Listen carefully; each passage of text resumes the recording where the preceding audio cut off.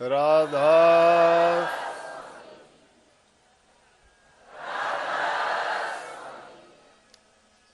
राधा स्वामी दयाल की दया, राधा स्वामी सहाय, राधा स्वामी।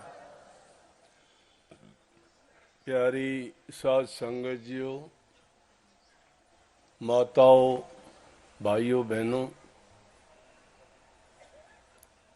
जितने भी आप सत्संग लाभ के लिए आए हैं, शांति से बैठ के सत्संग लाभ उठाएं।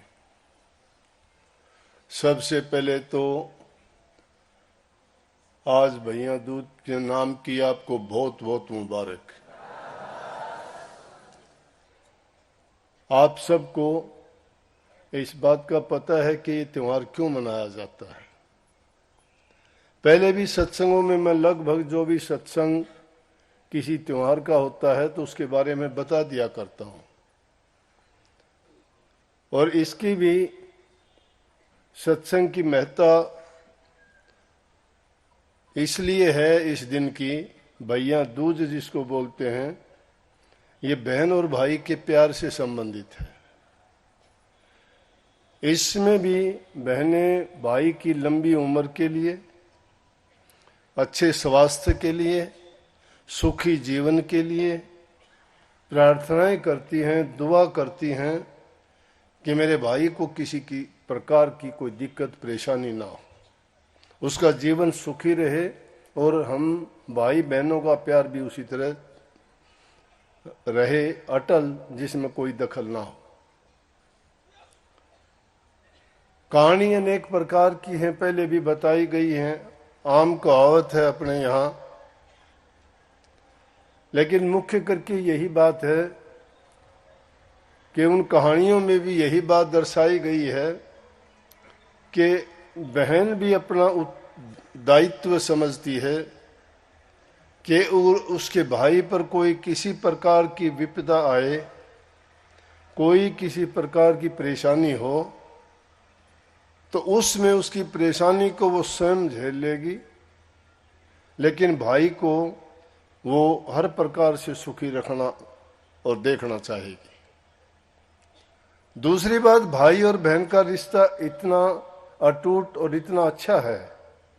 अब स्वार्थ के बस तो दुनिया में चाहे आदमी किसी भी रिश्ते को खराब कर ले, पति पत्नी का खराब हो जाता है, भाई भाई का खराब हो जाता है, बाप बेटे का खराब हो जाता है, गुरु शिष्य का हो जाता है, वो तो कर लेते हैं, बेशक कितने भी कर लो, लेकिन भाई बहन का रिश्ता खराब नहीं होता कभी भी। भाई भी बहन को उतना ही प्यार करता है, और सबसे बड़ा रिश्ता भी यही है। आम अपने कहावत में यह है कि पति अगर गुजर जाता है तो पति तो दूसरा भी हो सकता है, लेकिन अगर किसी का भाई गुजर जाता है, भाई दूसरा नहीं हो सकता। भाई दूसरा नहीं हो सकता, पति तो एक नहीं, दो नहीं, तीन नहीं, कितने भी हो जाएंगे, लेकिन भाई एक ही है। इसलिए भाई जैसा प्यार बहन का कभी होता नहीं। इसमें कितने भी कहानी, आम प्रचलन की कहानी है। एक बहन थी, बड़ी गुसेल थी, उसकी शादी होगी किसी गांव में, अच्छे घर में हो गई। वो धनवान था, शादी होने के बाद आई नहीं, मिलने भी नहीं आई, ना भाई से मिलने आई, ना माँ पिता से मिलने आई। भाई कहने लगा कि मैं उससे, मेरी बहन से मिल के आऊंगा। उसकी माँ कहने लगी वो गुस्सेल है, और उस गुस्से के कारण वो आज तक अपने घर नहीं आई। वो धनवान बन गई, दूसरे बड़े घर में जाने के बाद अपने से बात नहीं करेगी, हम गरीब हैं। बोला कोई नहीं, मैं तो जाऊंगा। कहानी रोचक है, बहुत अच्छी लगती है, लेकिन आम कहावत में है। परंतु आजकल तो इतना टाइम है नहीं लोगों के पास उन कहानियों को देखे, सुने या उनके महत्व को समझे। क्या है उस कहानी में? मिलने के लिए जाता है तो कहते हैं रास्ते में अनेक बाधाएं होती हैं। उसकी माँ ने उसको कुछ पैसे दे दिए, उस टाइम में कह दिए चांदी का सोने का सिक्का दे दिया कि ये तेरी बहन को दे देना। जाती है तो शुरू में ही नदी आ गई रास्ते में। बोली कि मैं तुझे निकलने नहीं दूंगी, तुझे डुबाऊंगी। बोला मैं मेरी बहन से मिलने जा रहा हूँ, आज भैया दूज है। भैया दूज के दिन बहन भाई को तिलक करती है, धागा बांधती है, मिठाई खिलाती है और दुआ करती है मेरे भाई की लंबी आयु हो, अच्छा स्वास्थ्य रहे, निरोग रहे, इसको किसी प्रकार की कोई दिक्कत ना हो जीवन में, ये दीर्घायु जिए। कहने लगी कि मैं बहन से मिल के आऊंगा, आती बार मुझे तुम डबो देना। वहां से निकले तो सांप मिल गया। बोला मैं डसूंगा। बोला भाई अब नहीं, आती बार डस लेना, अब तो मेरी बहन मैं अब से मिलने जा रहा हूं। उसको भी कह के वादा करके कि आती बार डस लेना चला गया। आगे गया, शेर मिल गया। बोला कि तू तो मेरा आहार है, परमात्मा ने भेजा, मैं तुझे खाऊंगा। बोला कि नहीं, इतनी कृपा कर दे, बहन से मिल के आ जाऊं, उसके बाद खा लेना। बहन के पास जाता है, घर के दरवाजे बंद हैं। बहन चरखा काटती है, काटते काटते धागा टूट गया। वो धागा टूटना कहते थे पुराने जमाने में बुरा शगुन होता है। उस टाइम में वो बोल पड़ा, तो उस टाइम में अगर बोल पड़े वो किसी के कहने से, तो वो फिर अपशगुन पूरा ही हो जाता है। उसमें यही होता है कि कोई न कोई उसका यारा प्यारा भाई या नातेदार गुजर जाएगा। उसके भाई ने आवाज दी, 2 दी, 4 दी, बहन का नाम लेके दरवाजा नहीं खोला, क्योंकि वो धागा टूटा हुआ था। और जब तक वो धागा जोड़ के कुकड़ी पर नहीं चढ़ा देती तब तक उसको बोलना नहीं था। वो जोड़ के उसने सोचा माँ ने कही थी वो बात सही है, ये तो अब ईमान में है, दरवाजा नहीं खोलेगी। उसने बोला भी तेरा भाई हूं, मिलने आया हूं। लेकिन जब तक वो नहीं चाहती थी कि कोई अनर्थ हो जाए, धागा जोड़ के कुकड़ी पे जब चढ़ गया तो दरवाजा खोल के देखा उसका भाई वापस आने लगा। बुलाया उसको, बुला के सारी बात की, कहने लगी भैया ये बात थी, मिलके उससे। और वो वापस जब चलने लगा तो कहने लगी आज ना जा, कल चले जाना, आज तो तू आया है। अगले दिन जाने लगा, उसको खाना वाना खिलाया, उसके लिए लड्डू बनाए। लड्डू बनाए तो उन लड्डुओं में क्या हो गया कि एक छिपकली मर गई बीच में, और कुछ लड्डू उसको बांध दिए। वो बोला मैं रास्ते में खा लूंगा, यहां तो नहीं। वो चलेगा, लेकिन जब वो घर से निकल गया तो उसको पता लगा कि उसमें तो जहर था छिपकली के में, और अगर वो खा लेगा तो वो तो गुजर जाएगा। भागी वो पीछे, 2-4 कोस पे जाके पकड़ा। कहने लगे वो लड्डू कहाँ है? बोला कि अभी नहीं खाए ये रे। बोला कि ये ना खा, इनमें तो जहर है। वहां दोनों बहन भाई बैठ के, बोली भागी गई थी, बोला प्यास लगी है। बोला पानी लेके आता हूं मैं, पास में ही कोई पानी का तालाब है। बोला तू नहीं, मैं ही लेके आती हूँ। वो गई तो वहां एक बूढ़ी औरत मिली उसको। ये आम कहावत चलती थी पहले, बताया करते थे। बूढ़ी औरत मिली तो उससे पूछने लगी, पानी लेने गई कि पानी क्यों ले जाती है? बोले इस तरह से बात होगी, मैं पानी पीऊंगी, भाई के लिए लेके जाऊंगी। बोला तू कौन है? बोला मैं तो होनी हूं। होनी कौन सी? जो होके रहती है वो। बोले कि होनी है। बोले तो यहाँ क्यों बैठी है? बोला 2 भाई हैं, उसका भाई गुजरेगा। बोला ये कैसे? बोला लेकिन मैं तो मेरे भाई को बचाने के लिए आई हूँ, आमी है वो तो। उसने उससे कही कि किसी तरह बच सकता है? बोला बच सकता है, उसकी बहन उसके लिए साथ रहे, और जो कोई विपदा आए वो खुद ओढ़ ले। तो विपदा तो पहले आई हुई थी। वापिस आके पानी दे के कहने लगी तेरे साथ चलूंगी। बोला मेरे साथ कहाँ चलेगी? मुझे तो पता है मेरा अंत टाइम है, शेर खा जाएगा, सांप खा जाएगा, नदी डबो देगी। लेकिन कैसे चलते हुए अपने साथ लेके गई। सांप के लिए दूध ले लिया, शेर के लिए मांस ले लिया, और नदी के लिए कहते हैं अपनी चुन्नी ले ली कोई। सांप को तो कह दिया कि ले दूध पी ले, तुझे पेट भरना है ना, डसने से क्या मिलेगा, ये ले दूध पी ले। सांप ने जाने दिया। आगे शेर बोला कि तेरे भूख लगी है, तू इसको क्यों खाता है, ले ये मांस खा ले। शेर ने कह दिया पेट भरना है तो वो आपने दे दिया मुझे, अब क्यों खाऊंगा। आगे जब नदी आई तो उसमें जाके नदी कहने लगी डबाऊंगी। बोला कि ले तेरी भेंट चुन्नी ले ले नदी माता, मेरे भाई को ना डबो, घर लेगी। तो उसको उसने बता दिया था घोड़ी ने कि तुझे बोलना नहीं है, इसकी शादी हो तो भी नहीं बोलना है। और भी कई इस प्रकार की जब उसकी शादी का टाइम आया ऐसी विपता आई, लेकिन वो उसकी बहन आखिरी टाइम तक शादी होने के बाद पति पत्नी को भी नहीं मिलने दिया। उसको पता था क्या होना है। जब उसके घर में दूसरी आफत आई, छत टूटी, उसके नीचे दब के मरना था, लेकिन वो बहन थी उससे पहले ही उसने उनको चेता दिया, उसको पता लग जाता था। तब तक वो बोली नहीं किसी से भी। कहने लगी तेरा आने का क्या फायदा है, तू तो खुश नहीं है ब्याह करने से, बहू आने से खुश नहीं है तुम।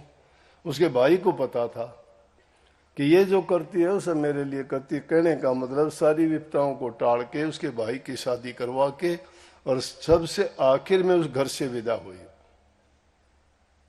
जो बात कही गई थी कि बहन अपने भाई की रक्षा के लिए, उसकी लंबी उम्र खुशी के लिए सब कुछ करने के लिए तैयार हो जाती है, इसलिए ये उस खुशी में त्योहार मनाया जाता है। तो ये तो इसके बारे में थोड़ी जानकारी देनी थी कि भाई भैया दूज का मतलब क्या है। हमारे त्योहार बहुत अच्छे हैं, उनका बड़ा महत्व है। उनसे शिक्षा ले तो आदमी बहुत से परेशानियों से बच जाता है। दिल के अंदर उनको एक ऐसी भावना पैदा हो जाती है कि जो चीज खत्म होने वाली हो वो पुनः जुड़ जाती है। और सबसे बड़ा नाता एक ही है दुनिया में, प्यार का। प्यार सब दुखों की दवा है। एक आदमी परेशान है, परेशानी में अगर तुम उसको कोई भी थोड़ी सी भी अच्छी बात भी कहोगे तो भी उसको तकलीफ होती है, लेकिन उसी बात के समय या परेशानी के समय उससे मिल बैठ के शांति से अगर अच्छी बात करते हो, अच्छी बात उसकी बुद्धि को, विचारों को सुधार देती है, बना देती है। और जो ऐसे वक्त में किसी की बुद्धि और विचारों को सुधार देता है वो गुरु कहलाता है। गुरु का मतलब ज्ञान देना है, समझ देना है। और उस घड़ी में, जिस घड़ी में वो घटना घटती है, उसमें किसी न किसी तरह से अगर तुम बच जाओ या किसी को बचा दो तो लंबा जीवन जीते हो दुर्घटना का समय गुजर जाता है। अच्छे और नेक काम करने का परिणाम हमेशा नेक और अच्छा ही होता है, बुरा करने का नहीं, लेकिन करना चाहिए मन की भावनाओं से। तुम अगर कोई काम करते भी नहीं और भावना तुम्हारी शुद्ध नहीं है, पवित्र नहीं है, वो उसमें प्यार नहीं है, दया करुणा नहीं है, तो वो करना कराना बेकार चला जाता है, कुछ नहीं करना हो। अगर शांति से प्यार से करते हो वो चीज आपको 1000 गुना फायदा देती है। अगर वही काम भी करते हो, आदमी कई बार ऐसे हालात में होता है, अपने ही रघुकुल में ही राजा अजय हुआ है, बड़ा दानी था, प्रजा पालक था, न्यायप्रिय था, हर प्रकार से प्रजा के हित करने वाला था। गरीब दुखी जो भी आता था सबकी सुनता, सबको न्याय देता था, लोग बड़े सुखी थे। रघुकुल के जितने भी राजा हुए हैं उनके सबके इतिहास भरे पड़े हैं, बड़े प्रतापी राजा हुए हैं। प्रतापी कोई भी हो सकता है, संत महात्मा फकीर नेक इंसानों की बड़ाई क्यों होती है कि उन्होंने नेक काम किए, नेकी के कारण उनके नाम लिए जाते हैं, उनके गुणों का गुणगान किया जाता है। नेकी के रास्ते पे चलने वाले को हमेशा मान सम्मान इज्जत मिलती है, वो जाने के बाद भी अपने नाम को अमर करके चला जाता है। ये तो बात संसारी चीजों की है, लेकिन इनके साथ साथ उस अमृत रूपी नाम का अगर सुमन किया जाए, भजन किया जाए तो प्रभु के गुण उनमें आते हैं। परमात्मा के गुणों का तो बखान ही नहीं किया जाता कि एक दो गुण तो नहीं है, उसके तो लाखों हजारों करोड़ों गिनती नहीं कोई भी। सबके सब जितने भी गुण देखो, लेकिन हम अपने कर्म के अनुसार उन गुणों को भी अवगुण में बदल देते हैं। हम उनकी अच्छी और सच्ची बातों को भी, जो हर प्रकार से हितकारी हैं, हमारे लिए लाभकारी हैं, उनको भी हम कई बार संदेह पैदा कर देते हैं, भ्रम की स्थिति में आ जाते हैं कि ऐसा क्यों हुआ। अपनी नासमझी के कारण ऐसा करते हैं। और कई बार नेक काम करते करते भी इंसान से बुरा काम हो जाता है। कई बार हालात इंसान से करवा देते हैं, कई बार वक्त ऐसा गुजर जाता है कि इंसान की बुद्धि भ्रमित हो जाती है, अपने आपे को खो बैठता है, लेकिन वक्त गुजरने के बाद पछताता है। फिर सोचता है कि मुझे ऐसा नहीं करना चाहिए था, क्योंकि हमारे विचार, हमारे ख्यालात दुनियावी ख्याल हैं और दुनिया के आचार विचार व्यवहार और हालात हमेशा ही बदलते रहते हैं। महापुरुषों का संग करोगे, महापुरुष इन्हीं चीजों के लिए आपको प्रोत्साहित करते हैं, जगाते हैं, वो उन भ्रमों से निकालते हैं, ज्ञान देते हैं। तो राजा अज की बात है, बड़ा दानी प्रतापी था, जो भी उसके दर पे आता था किसी को खाली नहीं जाने देता था। शाम का टाइम था एक दिन, और घोड़ों की घुड़साल में बैठा हुआ, घोड़ों को दाना खिला के बस चलने ही वाला था, महल के लिए जा रहा था, एक महात्मा हो गया और महात्मा ने आके उनसे कहा कि राजा मुझे कुछ भेंट दो। अपने काम में व्यस्त था पूरे दिन से, लेकिन राजा के मन में भी थोड़ा पूरे दिन से काम करते करते कोई ये ख्याल ही नहीं रहा मैं क्या करता हूं। बोला कि अब यहाँ क्या भेंट दूं मैं, अगर वहां होता तो कुछ देता, यहाँ तो यहाँ लीद है घोड़े की। घोड़े की लीद समझते हो, घोड़े का गोबर, वो घोड़े की लीद की अंजलि भर के बोला कि ये ले। महात्मा था, महात्मा किसी बात को ठुकराते नहीं है, महात्मा समझते हैं कि वो किस हालात में है। उसने झोली फैला दी महात्मा ने, और उसने लीद डाल दी उस राजा ने। महात्मा कहने लगा कि परमात्मा तेरा भला करे, फले फूले तेरा ये दान, दान फूले फले। दान क्या किया था? लीद का, लीद फले फूले। इसलिए सहज भाव में हम भी बता देते हैं, बहुत कहता हूं मैं सत्संगों में, अरे कर्म अच्छे करो, जो भी कर्म करते हो उसका 1000 गुना फल बन जाता है। बीज कोई भी डालो 1000 गुना बनेगा उसका। अच्छा कर्म कर दिया तो उसका भी 1000 गुना बनेगा, और बुरा होगा तो उसका भी बुरा बनेगा, तो फिर वो फैलता ही चला जाएगा। छोटा उदाहरण देखो, एक किसान है, एक चने का दाना डालता है, चने का पेड़ होता है, उसमें कितने 20-30 दाने निकलते होंगे, फैलेगा वो 20-30 को अगर बो दोगे तो हजारों की तादाद में पैदा कर देंगे। कर्म किया, बीज डाला, बीज का परिणाम ये हुआ कि वो फैलता बढ़ता चला गया। इसी प्रकार से हम अगर पाप कर्म भी करते हैं 1000 गुना बढ़ता ही बढ़ता चला जाता है। लेकिन बुद्धि है ये इंसान की, ये दुनिया के पदार्थों में ऐसी लगी हुई है कि इसको बेवकूफ ऐसा घुमा दिया कि इसको अपने स्वार्थ से सिवाय दूसरी चीज नहीं सूझती। इसको हित की और नेक बात कहो उस ओर नहीं चलता, इसका मन कहता है उस ओर चलेगा, मन कभी अच्छी बात कहता ही नहीं है। एक तरफ मन है तो एक तरफ गुरु है। मन का, गुरु का मतलब ज्ञान है, मन का मतलब अंधकार है। अंधकार की ओर तो बढ़ते चले जाते हो, गुरु के ज्ञान की ओर आपका चलते हुए सिर कटता है, नहीं समझते उनकी वाणी को। गुरु तुम्हारा हित चाहता है, गुरु का अपना हित थोड़ा है। हमसे जो समझाता बताता कहता है, क्यों करता है गुरु मेहनत? क्या स्वार्थ है आपसे? लेकिन वो मानव कल्याण के लिए, उनके हित के लिए, उनके भूल भरमों से निकालने के लिए वो उस मालिक से हुक्म से काम करते हैं, उसकी रजा में राजी रहते हैं, उसकी रजा के बाहर काम नहीं करते वो। हम तो बैठ जाते हैं, करेंगे, गलती होती है। महात्मा उसको लेके मुंह में भी डालता चला गया, बाहर जाके अपने स्थान पे बैठ गया। बची हुई थी वो जाके बाहर रख दी।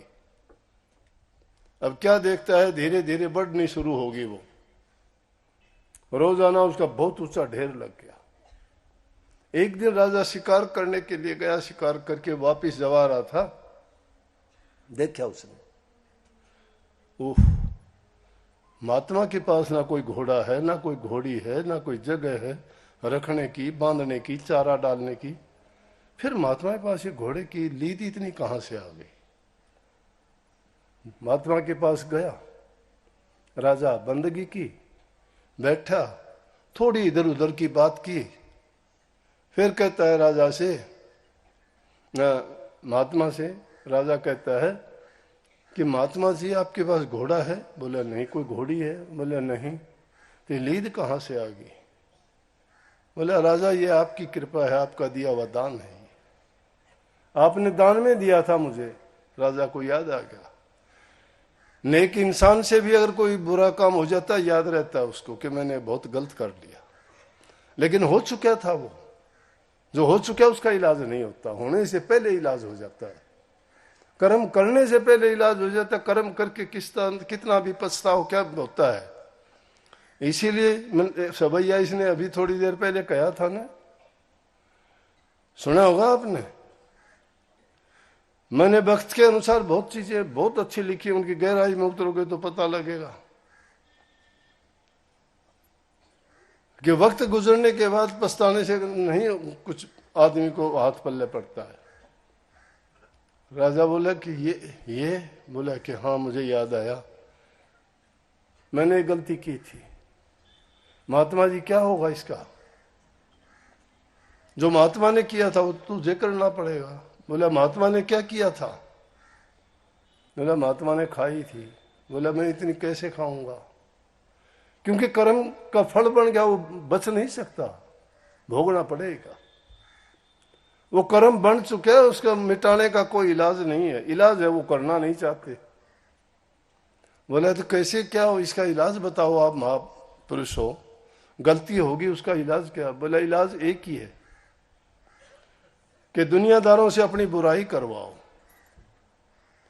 जो जो तुम्हारी बुराई करते चले जाएंगे वो इसमें से बांट के तेरी बुराई के बदले ये जितनी भी बड़ी है फैली है ये सारी की सारी उनके हिस्से में चले। बुरी करने वाला, निंदा करने वाला, ईर्ष्या रखने वाला जिसकी बुराई करता है उसके पाप धो डालता है, उसको उजला कर देता है, उसके पाप कर्म को ढो लेता है वो खुद।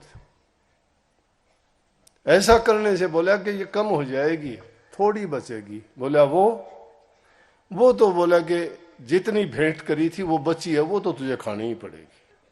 बोला उसका इलाज? बोला उसको तू ऐसा करना कि जड़ा लेना, क्योंकि महात्मा जानते हैं इलाज भी, कि उसको जड़ा लेना, जलाने के बाद राख थोड़ी सी बन जाएगी, उसको पानी के साथ घूट जाना, तेरा कर्म कट जाएगा। बुराई कैसे करवाए लोगों के पास?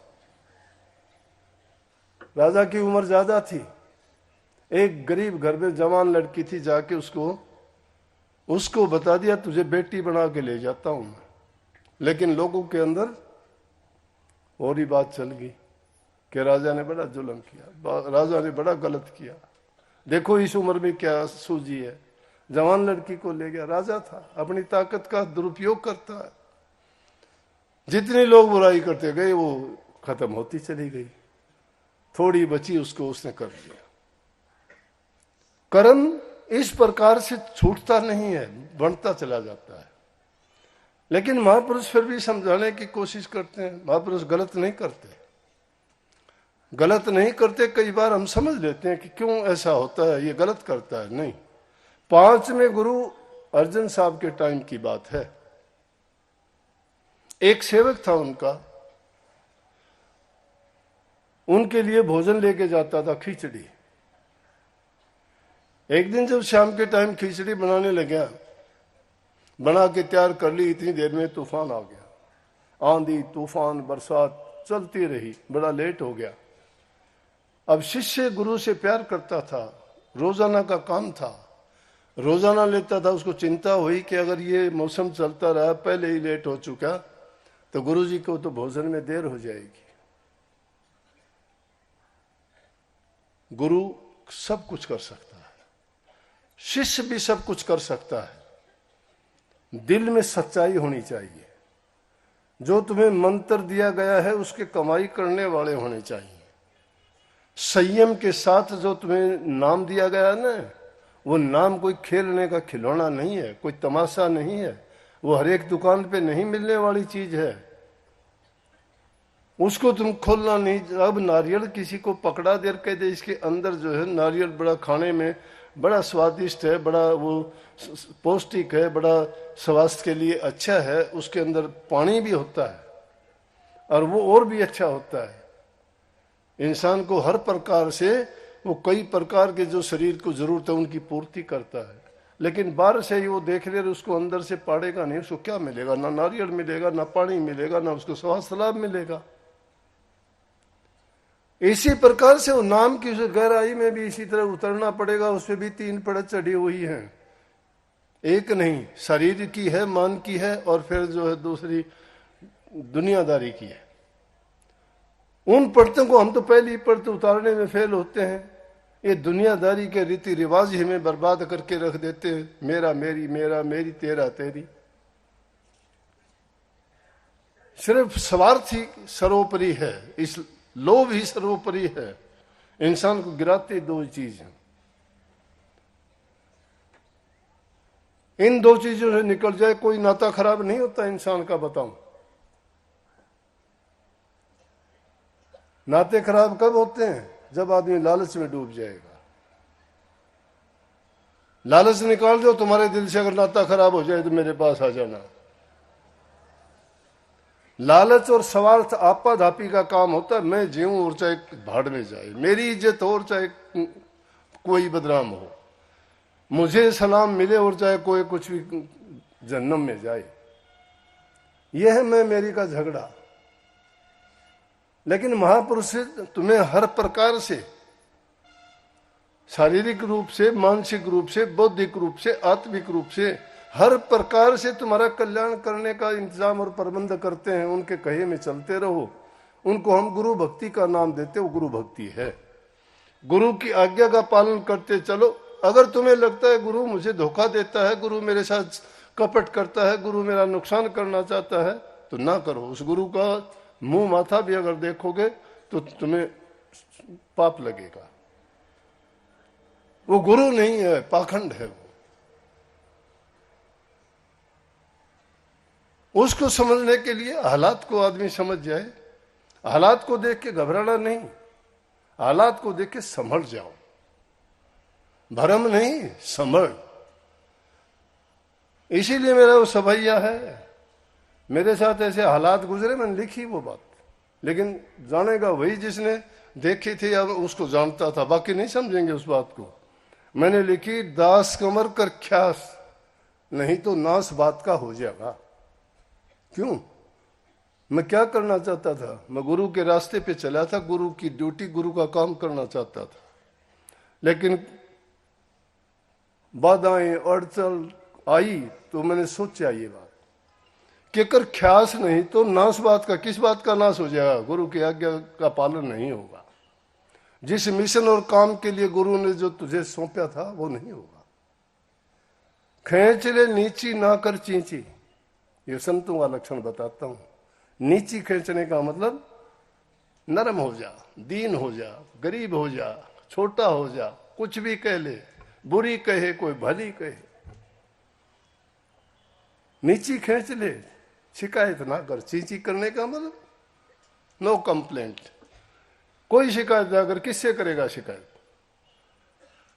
नहीं तो करी कराई खो जाएगा। करी कराई क्यों खो जाएगा? अरे तो 30 साल की उम्र में लगा था, 50, 55, 60 साल की उम्र में आ गया, ये तेरे साल बेकार चले जाएंगे। जिस काम के लिए निकला था वो साल कहाँ गए तेरे? ना घर का रहा, ना घाट का धोबी, जैसे कुत्ते की हालत हो जाएगी। फिर उसमें कह भी दिया, तू किसकी परवाह करता है? गुण का ग्राहक गुण तो है। गुण को जानने वाला गुण ढूंढेगा इंसान में, और दुष्ट होगा वो पाप कर्म को रो जाएगा। बीत्या वक्त हाथ नहीं है और फिर पछताए क्या हो जाएगा। गौर कर लेना, फिर याद करके देख लेना, फिर समझ लेना। मैंने थोड़े में बता दिया। ये गुरु के घर में जाने के बाद इतने गुण आ जाने चाहिए। तुम्हारी बुराई भी करता, कही थी ना, लाख बुराई करे दुनिया में फिर भी अपने धर्म से न डोलू ना, अपने धर्म से नहीं बदलूं, मैं अपने रास्ते को नहीं छोड़ूं। तो अच्छी बात के लिए नाम तुम्हें भक्ति करने के लिए लिया, कोई व्यापार नहीं होता उससे। दुनियादारी की चीजों के लिए, पेट भरने के लिए काम करना ही पड़ेगा, अपना व्यवसाय तुम्हें करना पड़ेगा। कभी ये नहीं कि नाम के भरोसे बैठ जाओ, नाम तुम्हें खाने को देगा, उड़ने का देगा, पैरने को देगा, मकान बना देगा। बना देगा, कैसे बना देगा? टाइम पर काम करोगे, पैसे की बर्बादी नहीं करोगे, कोई उल्टे सीधे कामों में नहीं लगोगे, अच्छे और नेक काम करते जाओगे, सब कुछ ठीक होगा। लेकिन उसको हम कहते हैं मालिक की रजा में रहो, उसकी मौज में रहो, उसके भाणे में खुश रहो। भाणा कि जो वो करना चाहता है उसी को मान लो, जो भी तुम्हारे साथ आता है उसको मान लो कि ये परमात्मा ने मेरे लिए ऐसे ही बनाया है, ये मेरी परीक्षा है, मुझे घबराना नहीं, रास्ता नहीं छोड़ना। जब इस प्रकार के विचार और ख्यालात तुम्हारे हो जाएंगे ना, नाम भक्ति करने में देर नहीं लगेगी। तो रोजाना खिचड़ी लेके जाता था, बात दूसरी ओर चली जाती है। तो उस दिन वो अंधेरी आने के कारण, तूफान आने के कारण टाइम पर नहीं जा सका। तो भगत क्या नहीं कर सकते? सब कुछ कर सकते हैं, क्योंकि उनके पास गुरु की ताकत है। अरे गुरु के नाम लेके जाते हो आप, कि जी प्रसाद दे दो, संतान के लिए दे दो, बीमारी ठीक हो जाए दे दो, मैं परीक्षा में पास हो जाऊंगा, मैं नौकरी के लिए जाता हूं, प्रसाद दे दो। क्या प्रसाद दे दे? हम कोई भी चीज का प्रसाद देते उस मालिक के चरणों में रख के कहते मालिक इसका काम पूर्ण करना, ये मंत्र है।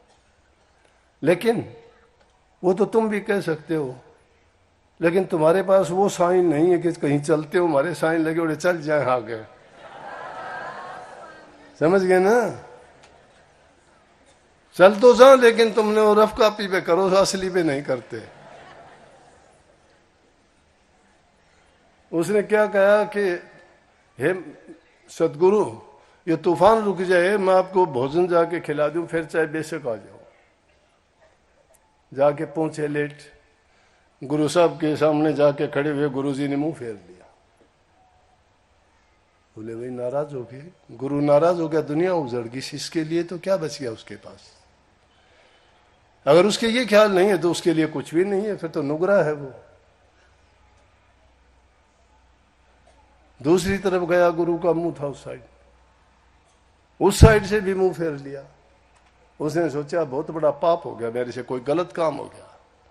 हाथ जोड़ के दंडवत प्रणाम करके कहने लगा, गुरु महाराज माफ करो, मेरे से क्या अपराध हुआ है कि इस तरह से आप मेरे से मुझे दर्शन भी नहीं देना चाहते, बात भी नहीं करते, लेट क्या कर दिया मैंने ऐसा? बोले अरे मूर्ख है, तूने मालिक के काम में बाधा डाल दी। जो मालिक करना चाहता तूने उसमें बाधा डाल दी, तूने तूफान रुकने की क्यों बात कही? बोला जी ये अपराध तो हुआ है मेरे से, गलती हो गई। बोला तुझे नहीं पता कितना बड़ा पाप कर दिया? बोला जी कैसे? कि इस जंखड़ के कारण, इस अंधकार के कारण, इस बारिश तूफान के कारण कितने जीव जंतुओं का पेट भरना था उसने, हम नहीं जानते। कुछ मरे होंगे, कुछ उन पर आधारित होंगे, कुछ कीड़े मकोड़े छुपे हुओं को निकालना होगा, कुछ को किसी प्रकार की सजा देनी होगी। ये मालिक की रजा थी, तूने मालिक के कार्य में बाधा डाली, इससे बड़ा पाप क्या करेगा? मेरा खाना मायने नहीं रखता, उस मालिक के हुक्म में, उसकी रजा में राजी रहना सीखो, उसकी रजा में। फिर तो उसके भाणे में खुश नहीं है तू, उसका भाणा जो वो चाहे वो करे। ये घोर अपराध हुआ है, और आइंदा के लिए ऐसा अगर करेगा तो ठीक है जी। बोला जी ये मेरे से चूक हुई, आइंदा के लिए नहीं करूंगा। अनेकों उदाहरण आपको मिलेंगे ऐसे कि कई शिष्यों ने ऐसा किया, कई शिष्यों ने, और उन्होंने बता दिया गुरुओं ने कि हम किसी के कारण नहीं, मर्यादाओं के कारण जो है चलते हैं, हम मालिक की रजा में राजी रहते हैं, वो जो हमारे लिए हुक्म करता है उसमें खुश रहो। उसका एक ही इलाज है कि तुम्हें ये समझ कब आएगी, जब तुम्हारा दिल का हुजरा साफ हो जाएगा। दिल का उजरा साफ होता नहीं है, तेरी मेरी को छोड़ते नहीं है, ईर्ष्या निंदा द्वेष को निकालते नहीं है। फिर कहते हैं कि मैं भक्ति करूंगा। किस चीज की भक्ति करेंगे? भक्ति करने के लिए कोई एक समय निश्चित नहीं है। कभी सोचते हो 2, 4, 5, 10 मिनट के लिए आंखें बंद करके बैठ के थोड़ा नाम का सुमरण करने से तुम्हारा कल्याण हो जाएगा? कल्याण कब होगा? जब अपने आप उस नाम के एक प्रेमी आया थोड़ी देर पहले, कहने लगा जी पहले मैं आर्य समाज में था, फिर मैं ओशो को फॉलो करता हूँ, उसकी किताबें मैंने पढ़ी, और भी मैंने काफी किताबें पढ़ी। मैंने सुना है कि गुरु बोले हाथ रख के 1 मिनट में सब कुछ दिखा देता है। हाँ माँ, गुरु कर तो देता है। एक तो वो सबके लिए नहीं होता, जिससे गुरु ने काम लेना होता है उसको अपनी ताकत दे के कर देता है, 1 सेकंड में कर देगा, डाकू को भी बना देगा। लेकिन आम लोगों के लिए ये बात थोड़ी है। जिसका हुक्म होगा वो उसके लिए तो कर देगा, नहीं तो गुरु टिकट देता है, टिकट लेके कहीं की भी, टिकट जिस चीज की लेके बैठोगे वहां उसी में बैठ के पहुंचोगे। टिकट तुम्हें मंजिल की मिलेगी। गुरु ने नाम दीक्षा दी है, वो तुम्हें टिकट दे दी गई। उस टिकट को लेके जब नहीं चढ़ोगे, टिकट लेके बैठे रहो स्टेशन पे, वो टिकट पर चढ़ के नहीं जाओगे तुम। जो टिकट का माध्यम है, नाम दे दिया, नाम का माध्यम क्या है? नाम की कमाई। नाम की कमाई के तरीके क्या है? नाम का सुमरण करना, ध्यान करना, अभ्यास करना, भजन करना। लेकिन वो ध्यान अभ्यास भजन ऐसे ही नहीं हो जाएगा।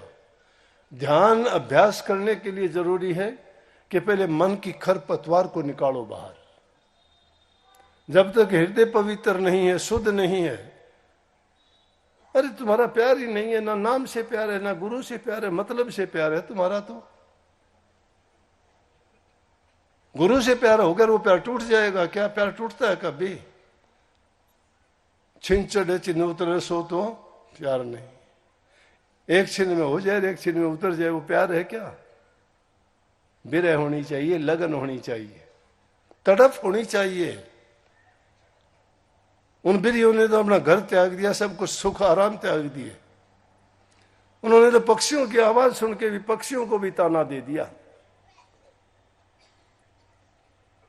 नहीं कहती मेरा भाई, पी पी पपैया ना कर, पी का ना मत ले, पी की अगर कोई होगी प्रेमन तो वो सुन लेगी, तो पी कारण जी दे। गुरुमुख होगा, गुरु की बात सुन ले, गुरु की नाम सुनने के बाद वो गुरु से दूर हट जाएगा क्या?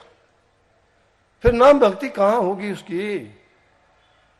अरे बिजली तो कहां से आती है? बिजली घर से आती होगी। कनेक्शन बिजली घर से कट गया, कहां कनेक्शन है तुम्हारा विश्वास? खाली बल्ब लटके जाओ, लाइट नहीं देंगे वो। देखने के लिए तो तार है, बल्ब है, चसेंगे नहीं।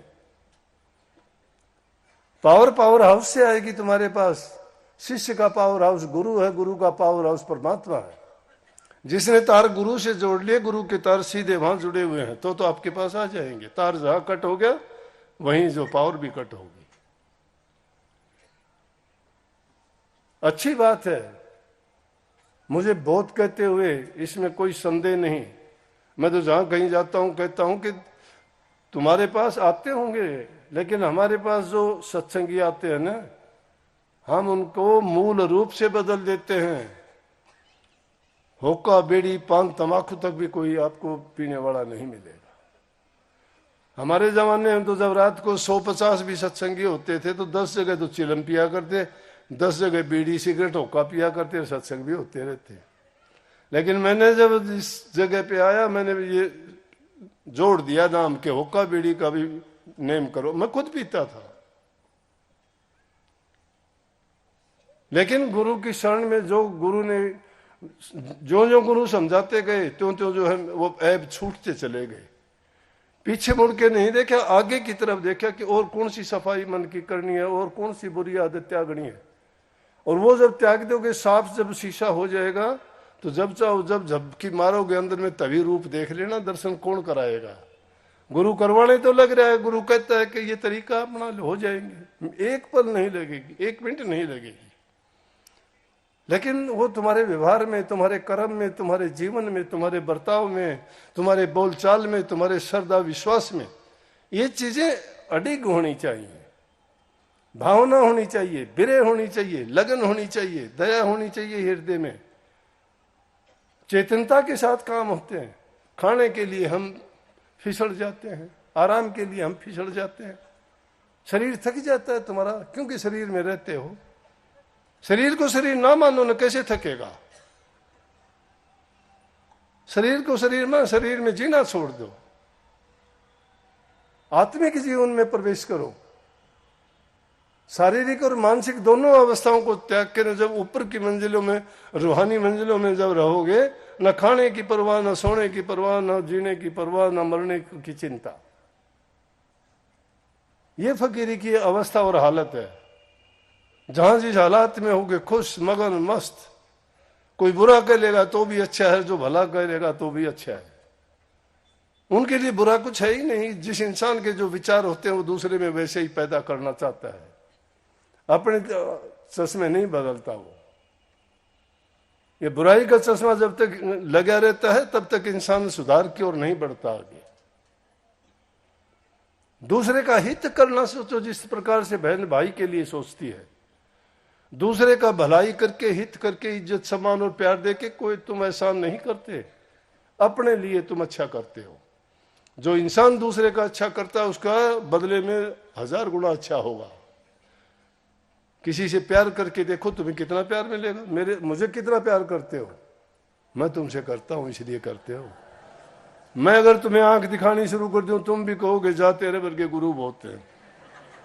मैं प्यार करता हूं तो ही करते हो ना। मैं नहीं करूंगा तो कैसे करूंगा? नहीं करोगे? नहीं, झूठ बात है। ये अदले का बदला है। दुनिया में जो जैसा करता है वैसा ही पाता है। प्रकृति का नियम और कानून है ये पक्का। लेकिन मैं कहता हूं प्यार नाम ही भक्ति है।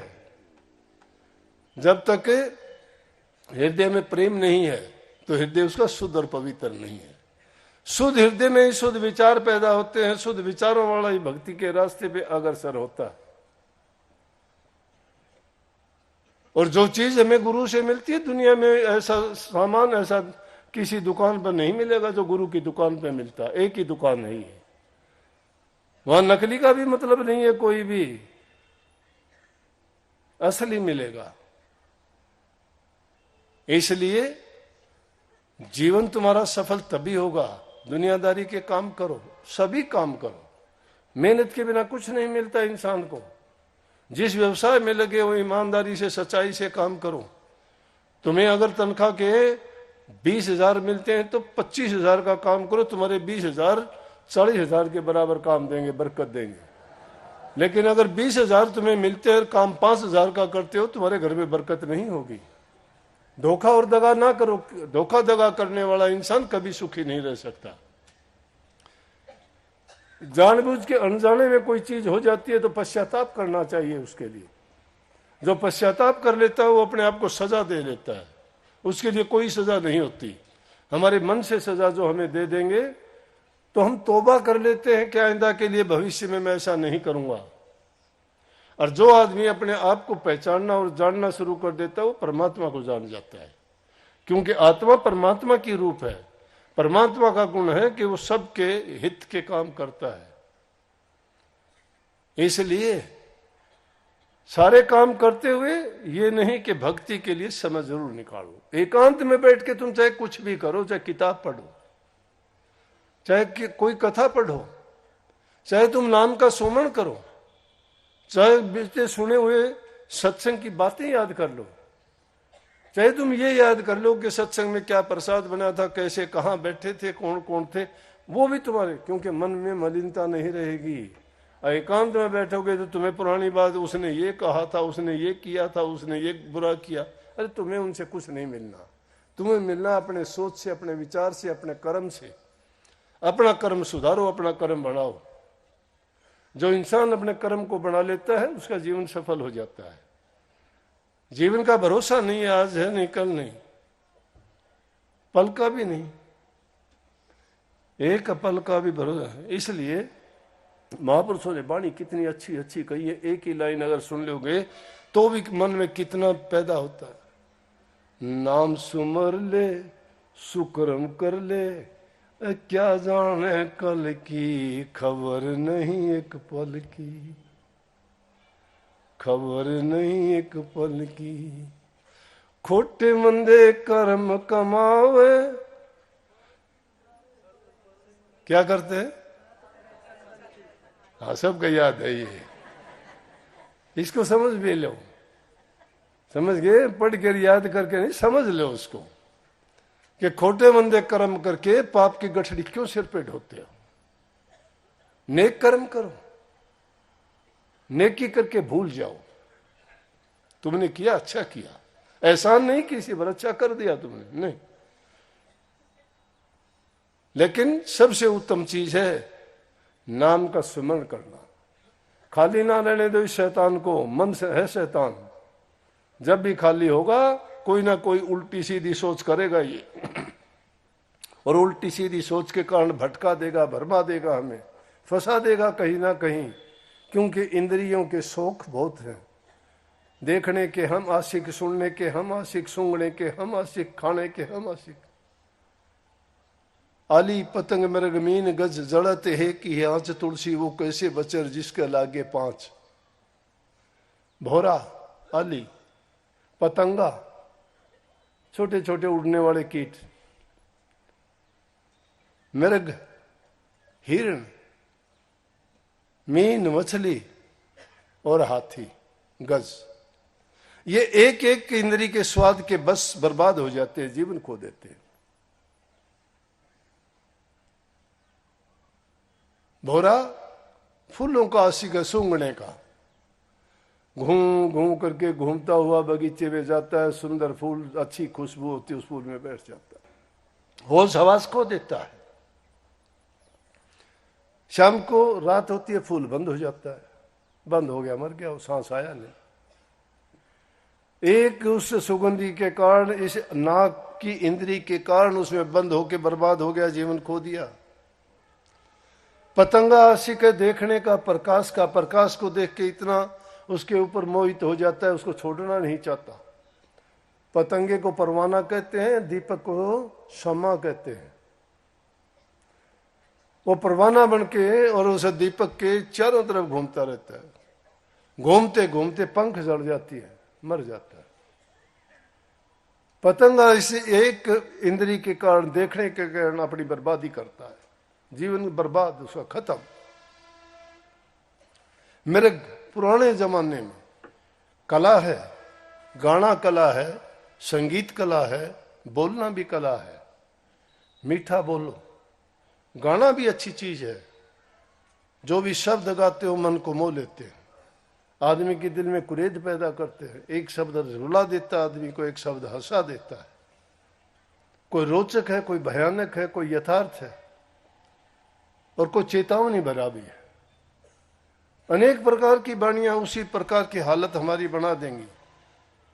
बिर है उनमें, प्रेम है, वो हमारे हृदय में जागृति पैदा करते हैं। हिरण सुनने का, कानों का आशिक है। पुराने जमाने में हिरण को पकड़ने वाले जंगल में जाके और वहां पर बीना बजाते थे, तो कहते हैं ना पक्षी भी रुक जाते थे। गलत नहीं है ये, जानवर भी आ जाते थे सुनने के लिए।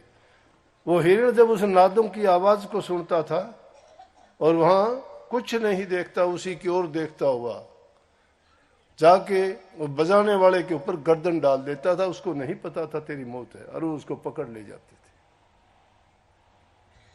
मछली, मछली जिब्बा के स्वाद के बस डूबती है। एक छोटा सा मांस का टुकड़ा एक मुड़े हुए तार में लगा के पानी में डालते हैं, उसको खाने के लिए आती है।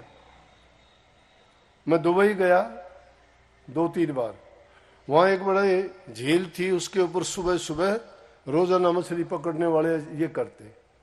कोई दूसरे छोटे मोटे जानवर की टांग तोड़ के, उसका कोई टुकड़ा तोड़ के तार में डाल के पानी में छोड़ देते, और उसको खाने के लिए आते। तो धागा खींचता तो उसको खींच के बाहर निकालते, बड़ी बड़ी मच्छियां भी पकड़ के बाहर आती। मैं देखो ये खाने के शौक के कारण, ये जब मुझे याद आया तो कबीर साहब का, वहां देखो ये हालत है मछली वाली, कि जिब्बा के स्वाद के कारण उस टुकड़े को ना खाती तो अपनी जीवन क्यों बर्बाद करती। लेकिन उसके लालच में उसमें फंस के और अपने जीवन बर्बाद कर दी। इसी प्रकार से पांचवी चीज का जो नाम लिया वो हाथी। हाथी कामी होता है, काम वासना उसमें ज्यादा होती है। वो हथनी जब भी देखता है उनकी तरफ भागता है। तो हाथी को पकड़ने वाले क्या करते थे, भारी भरकम जानवर है, 1 2 4 10 20 आदमियों से तो पकड़ा नहीं जाता, लेकिन उसका इलाज क्या करते, गहरा गड्ढा खोद के और उसको ढक देते थे, फूस वगैरह डाल के, थोड़ी मिट्टी डाल के, और उसके पास में एक हथनी खड़ी कर देते, कागज की बना के नकली। तो दूर से वो देखता कि हथनी है ये, और वो भागता हुआ आता आते गड्ढे में गिर जाता। गड्ढे में गिर जाता, इसको पकड़ लेते, पकड़ के या तो लकड़ ढोते, उससे सर्कसों में काम लेते, बोझा ढोते, सवारी करते, या उनको सजावट की जगह राजा महाराजाओं के दरबारों में, सेना में, इन चीजों में उनका प्रयोग करते। बंदवा और गुलाम बन के काम करता, कामी होने के कारण, काम वासना के कारण। इसलिए कबीर साहब ने समझाया कि अरे, तुलसीदास की बात है ये, तुलसीदास ने समझाया कि अरे भाइयों, दुनियादारी के लोगों, कि देखो हम सारी इन पांचों चीजों के गुलाम हैं, ये पांचों इंद्रियों के आशिक हैं। और इन पांचों इंद्रियों का आनंद कौन लेता है, जिसका आनंद लेना होता है मन उसी पे जाके बैठता है। तो इसलिए मन शैतान है, ये शैतानी वाले काम सभी करवाता है। इसीलिए जो मन से काम करते हम उसको मनमुख कहते हैं, कि मन मर्जी के काम करने वाला मनमुख है। लेकिन गुरु की आज्ञा में चलने वाला और गुरु के कहने में काम करने वाले को हम गुरुमुख कहते हैं, कि गुरु से जो मुख से वचन निकलते उसका जो पालन करता है वो गुरुमुख है, गुरु की आज्ञा में चलता है। इसलिए कही कि जो एक एक इंद्री के बस होने वाला अपना जीवन बर्बाद कर देता है। भले पुरुषों, आपके तो पांचों लगी हुई है, खाने के तुम शौकीन, देखने के तुम शौकीन, कामी तुम, हर प्रकार की पांचों इंद्रियों के भोगी हैं हम। और उन भोगों के कारण रोग होता है, रोग के कारण शोक होता है। इसलिए उन स्वादों के बस को छोड़ के एक ही स्वाद में अगर ले लो, तो प्रभु के नाम में सारे स्वाद हैं, लेकिन वो स्वाद मन में नहीं आएंगे, वो आत्मा को मिलेंगे। उसमें आत्म शक्ति जागृत होगी। आत्म शक्ति जब जागृत होगी, तुम आत्म निरीक्षण करोगे, आत्म परीक्षण करोगे, आत्म बल को जगाओगे आत्म विश्वास के द्वारा। जब तक ये आत्मविश्वास नहीं है, आत्म बल आदमी को नहीं पता कि तेरे अंदर कितनी शक्ति है, क्या तो ये इंसान खुद ब्रह्म है, ब्रह्म का वास है इसमें, ये कहीं और कहीं खोजता है, ये इसकी भूल और गलती है। इसलिए इन चीजों में ना पड़ के, लेकिन उससे पहले दुनियादारी की चीजों की ओर भी ख्याल कर लेना चाहिए। अभी एक डॉक्टर साहब जी आए थे, शुरू में ही मुझे वो बात शुक्र है याद आ गई इन बातों में पढ़ के, नहीं तो वो कह देते मेरी बात तो आपने कही नहीं। उन्होंने बात बहुत अच्छी बताई। आज जितने रोग और बीमारियों से हम ग्रस्त हैं, किसी को कैंसर है, किसी को हार्ट की बीमारी है, किसी को शुगर है, किसी को आदमी को ब्लड प्रेशर है। कैंसर जैसी बीमारियों का कारण क्या है जानते हैं? कौन पैदा करता है उन रोगों को? हम पैदा करते हैं। शरीर को ही स्वस्थ नहीं रख सकते तो क्या काम करोगे, क्या भक्ति करोगे, क्या नेक काम करोगे, क्या परहित करोगे, क्या समाज कल्याण के काम करोगे? हमारी सोच भी अच्छी, बीमार आदमी कभी अच्छा सोच सकता है? क्यों बढ़ गई है बीमारियां? हमने बढ़ा दी। नहरों में जो पानी चलता है पीने के काम आता है, उनमें वहां से कचरा, सब कचरा डालते। पुराना जमाना देखो, जोड़ तालाब गांव में होते थे, उसमें पानी लेने के लिए जूते भी बाहर निकालते थे, गंदगी नहीं फैलाने देते थे। उनमें मोती जैसा पानी होता था, कभी रोग नहीं फैलते थे, इतने पता ही नहीं था इन बीमारियों का ये क्या होती है। आज गोबर उसमें डालते हो, टट्टी पेशाब उसमें डालते हो, थैलियों में भर भर के उस पानी में डालते हो, और वो पानी वहां से चलता है जहां तक जाता है। इन चीजों को पानी में घोल के पूरा जहर होता है, जो इंसान खाता है उनको ये रोग और बीमारी होती है। पीता है पानी, पानी जीवन है, पीने के बिना नहीं जिया सकता। अब वो बुरा है तो भी उसको प्यास तो मिटानी होगी ना। तो उन बीमारियों को हम खुद पैदा करते, इलाज कहां से होगा? इसलिए हमारा कर्तव्य बनता है, कम से कम और दुनियादारों की बात छोड़िए, आप सत्संगी लोग हो, इन बातों का संकल्प लेना चाहिए कि प्रकृति की चीजों में हम किसी प्रकार का नुकसान नहीं करेंगे, ना पेड़ों की कटाई करेंगे। हो सकता तो नए से नए पेड़ लगाओ, छोटे मोटे घरों में ही लगा लो, अमरूद जैसे पेड़ लगाओ, छोटे छोटे पेड़ भी आम लगाओ, सारे आपको फल भी देंगे, वातावरण को शुद्ध बनाएंगे, आपको ऑक्सीजन देंगे। पानी का संरक्षण करो, पानी बर्बाद ना करो, नहीं तो आगे आने वाले टाइम में पीने का पानी नहीं मिलेगा। तीसरी चीज, गंदगी ना फैलाओ, गंदगी फैलाने से रोग फैलते हैं। एक को देख के बुराई वाले काम में ना चलो, अच्छे को देख के अच्छे काम करने सीखो। जहां स्वच्छता है, जहां सफाई है, वहां रोग मुक्त हो, ना बदबू आएगी, खाने पीने में भी सारी चीजें शुद्ध और पवित्र होंगी, रोग बीमारियों से बचोगे, मन प्रसन्न होगा, देखने से आंखों को भी अच्छा लगेगा। अच्छा लगने से, अच्छा खाने से हमारा हृदय में भी खुशी होगी। और जब आदमी बीमार हो जाएगा, ना वो अच्छा बोल सकता है, ना वो कुछ कर सकता है, उसको तो अपनी चिंता रहती है। आदमी को चाहिए तो आप सब एक संकल्प लेके जाओ कि हम अगर कोई ऐसी चीज होगी हम नहीं करेंगे। कोशिश ये करो कि एक एक इंसान को आप अपनी इस बात से अवगत करा के उसे भी समझाओ कि ऐसा ना करो। ये पानी पीने के काम आता है, जीने के काम आता है, हमें जीवन देता है, जल ही जीवन है। अगर इसको हम दूषित करेंगे, गंदगी फैलाएंगे, तो ये मानवता का कल्याण और हित नहीं, बल्कि इंसानों के लिए एक बहुत बुरा अभिशाप बन जाएगा ये, जो हमारी सभ्यता का विनाश कर देगा। इसलिए भाई, सत्संग तो किया करो, खूब किया करो। जो इंसान अच्छे काम करने सीख जाता है ना, तो जब भी उसको फुर्सत मिलेगी, नाम तो हमेशा रहता है। एक पल के लिए भी नाम आपसे दूर नहीं रहता। सांस सांस में नाम समर लिया करो, काम करते रहो, बात करते रहो, कौन रोकता है तुम्हें? मन को लगा दो उन्हें नाम में, मन को ना जाने दो उल्टी सीधी बातों में। कहां जाएगा ये तो हम भेजते हैं इसको। ये कहता है यो करूंगा, तुम कहते हो कर ले। ये कहता है मैं करूंगा, तुम कहते हो ना करो, फिर कैसे कर लेगा? जब ये कुछ करने की सोचता, कहो कि गुरु की आज्ञा है कि नहीं इसमें करने में, हित किसका है, इसके करने में क्या परिणाम क्या होगा, बुराई क्या होगी। और जो तुम्हें नेक काम से रोकता है, वो तुम्हारा कितना ही प्यारा क्यों ना हो, तज देना चाहिए। ऐसे इंसान को जो तुम्हें नेक रास्ते पे चलने से रोकता है, बाधा डालता है, वो तुम्हारा दुश्मन है, अच्छा नहीं है, चाहे कोई भी हो। भरत ने अपनी मां को छोड़ दिया, कैकेयी को राम से बेमुख कराती थी। मीराबाई ने अपने परिवार को छोड़ दिया, उसको वो अच्छा नहीं करते, देखते नहीं थे। प्रहलाद ने अपने पिता को छोड़ दिया,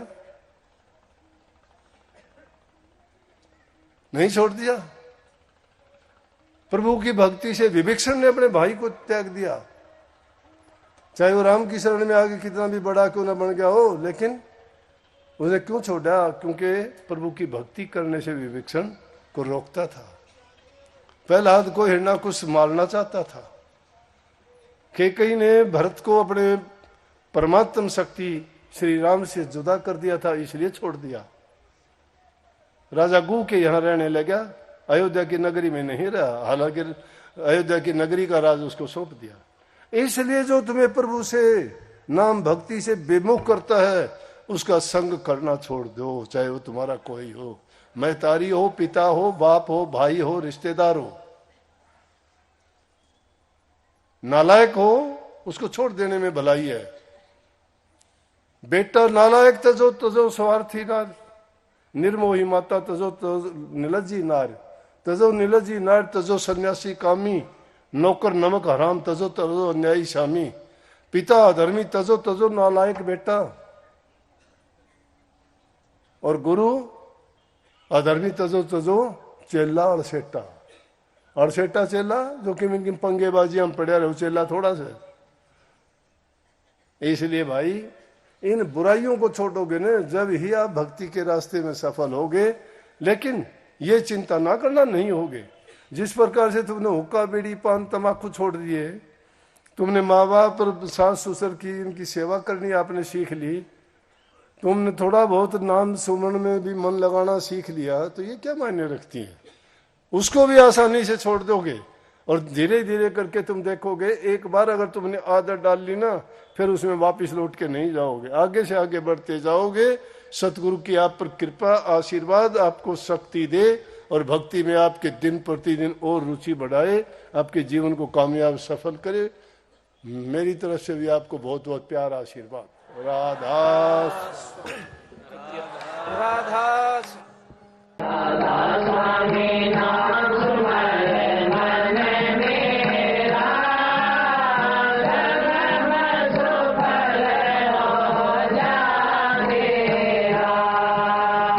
आप हमारे संत वाणी चैनल को सब्सक्राइब करें, वीडियो को लाइक करें, शेयर करें और हाँ, बेल आइकन पर क्लिक करना बिल्कुल ना भूलें ताकि हमारी किसी भी वीडियो की सूचना सबसे पहले आपको मिले।